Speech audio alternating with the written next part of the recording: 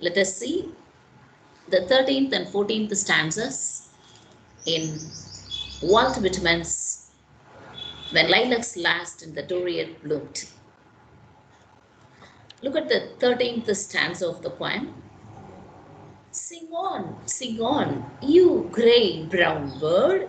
Sing from the swamps, the recesses. Pour your chant from the bushes, limitless out of the dusk, out of the cedars and pines.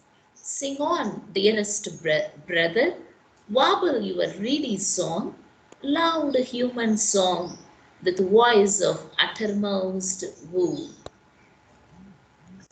Oh, liquid and free and tender, oh, wild and loose to my soul.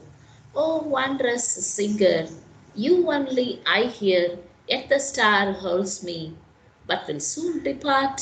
Yet the lilac with mastering order holds me. See, in this stanza, Walt Whitman talks about the gray brown bird. Of course, you all know it is none other than the hermit thrush. Okay, the hermit thrush. It is singing again the song. So the poet was very much attracted towards its song. He also calls this bird as his dearest brother. Dearest brother அப்படின்னு கூப்பிடுறாரு இந்த bird. Warble your reedy song. Reedy means actually the sound which is unpleasant but highest. பிடிக்காத ஒரு கத்திர அப்படி மாதிரி ஒரு sound.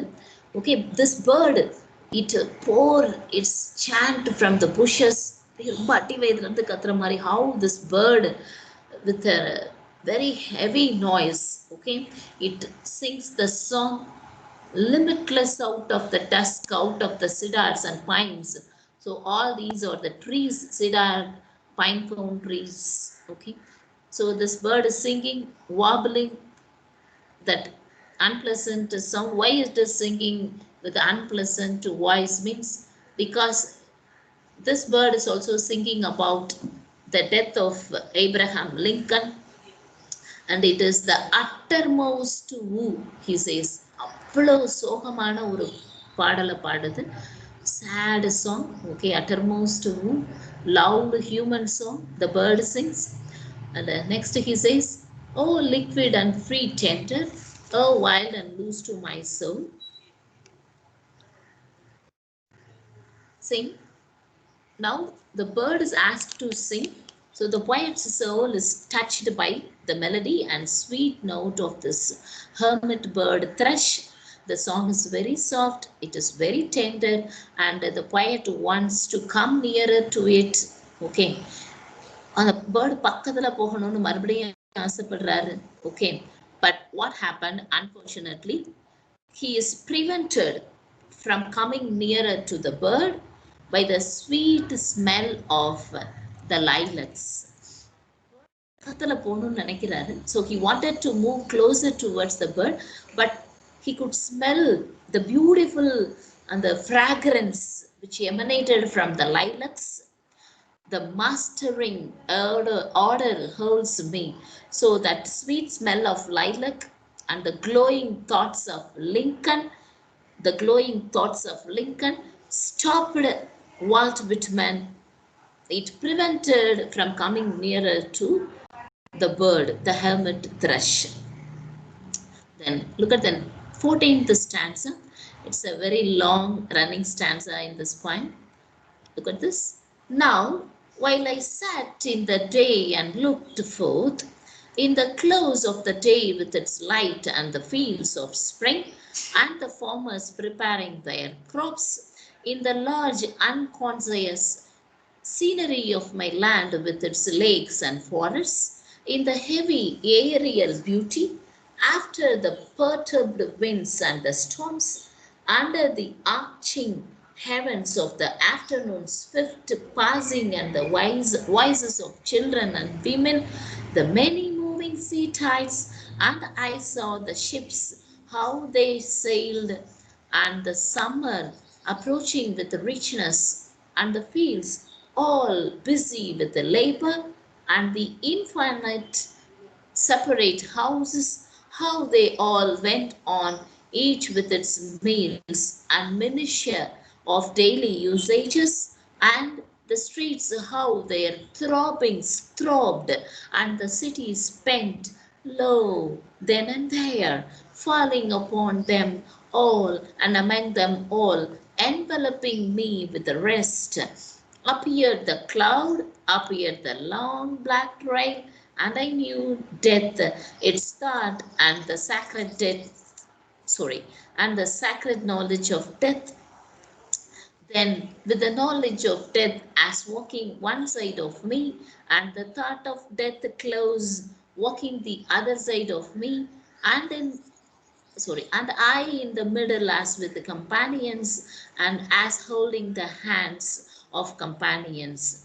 I fled forth to the hiding, receiving night that talks not, down to the shores of the water, the path by the swamp in the dimness, to the solemn shadowy cedars and ghostly pines to still, and the singer, so shy to the rest, received me, the grey brown bird, I know received as comrades thee, and he sang the carol of death, and a verse for him I love.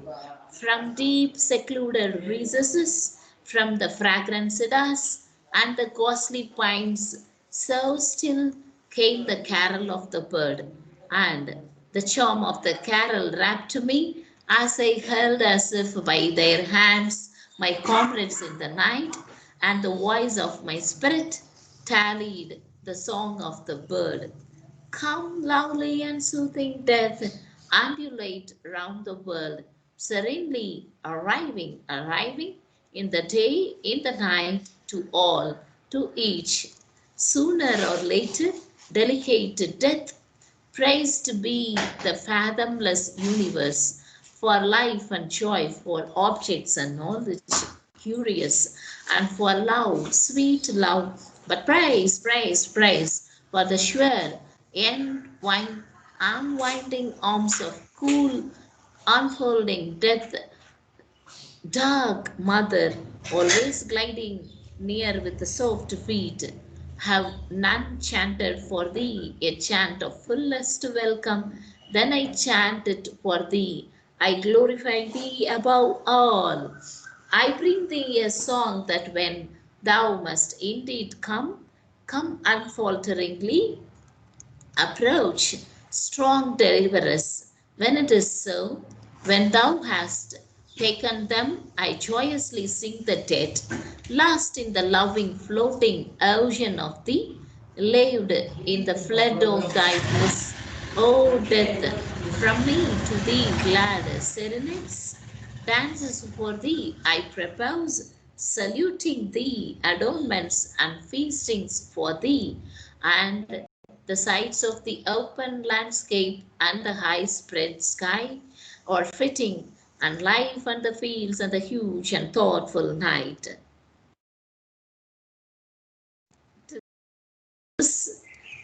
The night in the silent under many a star, the ocean shore and the husky whispering wave, whose voice I know, and the soul turning to thee, O vast and well veiled thee, veiled death, and the body gratefully nestling close to thee. Over the tree tops I float thee a song, over the rising and sinking waves, over the myriad fields and the prairies wide, over the dense packed cities, all, and the teeming wharves and the ways. I float this carol with the joy to thee, O death. Such a long stanza, the 14th stanza of this poem. In this stanza, the poet talks about very important thing as the poet gives lofty images of death. See here, Walt Whitman compares and he gives a beautiful picture, the death as a welcome visitor. The death as a welcome visitor, a familiar companion, and a sincere friend. See how Walt Whitman welcomes death. எப்படி வந்து டெத்தை ஒரு ஃப்ரெண்டா sincere கம்பேனியனா அவர் invite பண்றாரு அப்படின்றது பார்க்கலாம். See, this area is covered by the darkening clouds in which the poet calls the sacred death. அந்த புனிதமான இறப்ப, okay, the death he invites. So with the companionship of death, the poet wants to go in search of the hermit bird. See, and the hermit bird தேடி போறாரு. Okay, that bird is singing merrily from the cedar trees. Cedar treesல இப்போ உட்கார்ந்து பாடிட்டு இருக்கு. Okay, and how he says, see, look at this. Then with the knowledge of death as walking one side of me, and the thought of death close walking the other side of me. See, as if the death as a comrade, as if the death as a visitor, holds the hands of Walt Whitman. Walt Whitman ஓட கையை பிடிச்சு இந்த டெத்னு, the death is personified as a human being here, the welcome visitor, the comrade. Okay, ரெண்டு பேரும் சேர்ந்து கை கோர்த்து, okay, just joining hands in hands, knowledge of death, walking one side of me. Okay, death பத்தின knowledge ஒரு பக்கம் கையை பிடிச்சிருக்கு, and the thought of death close one side of me.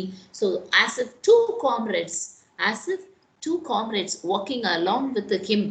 So they are holding the hands of the companions, and they wanted to search for this hermit thrush. Okay, see, in the meantime, he says, look at this, the perturbed winds and the storms. Okay, the perturbed means to make something worried or anxious.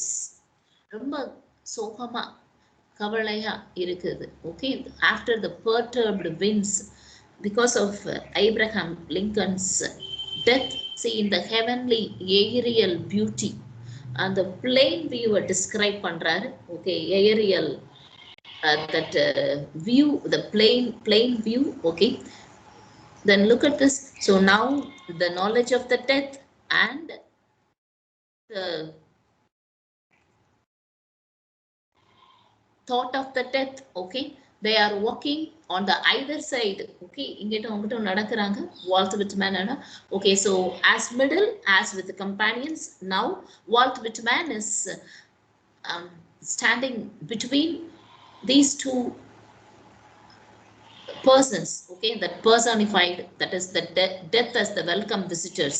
Okay, I fled forth to the hiding receiving night that talks not, down to the shores of the water, the path by the swamp in the dimnesses, to the solemn, okay, serious shadowy cedars and ghostly pines. பயங்கரமா அடர்த்தியா, okay, the whole trees are covered with the thick foliages of leaves. So all these people are going in search for the bird. Okay, and the singer so shy to the rest received. Now the grey brown bird I know received as comrades three. So now the knowledge of death, thought of death, and Walt Whitman. So all these three comrades, they could hear the birds' song. The birds sing a carol. A carol means, of course, you know, a praising song in which they enjoy it. ரொம்ப சந்தோஷமா பாடுற பாட்டு தான் enjoying song, carol, wedding carol also we say, Christmas carol also they say. They used to think about God's and the image Jesus Christ, or mother Mary ஒரு father Joseph அதை நினச்சிக்கிட்டு சர்ச்சில் அவ்வளோ அழகாக பாடுவாங்க. But here the poet imagines that the bird is singing the carol of death. டெத்தை பற்றி நினச்சி இந்த சாங்கை பாடுது. Okay, this hermit thrush. Okay, so the death as a welcome visitor, strikingly, okay, everybody, anytime, okay, it likes. So the bird is singing a carol, okay, of death, and a verse for him I love. And from the deep secluded recesses, from the fragrant cedars, so he could smell that cedar and the fragrance also. And came the carol of the bird. So when we read this poetic line, we could sniff. I'm sorry to interrupt, ma'am. Ma'am.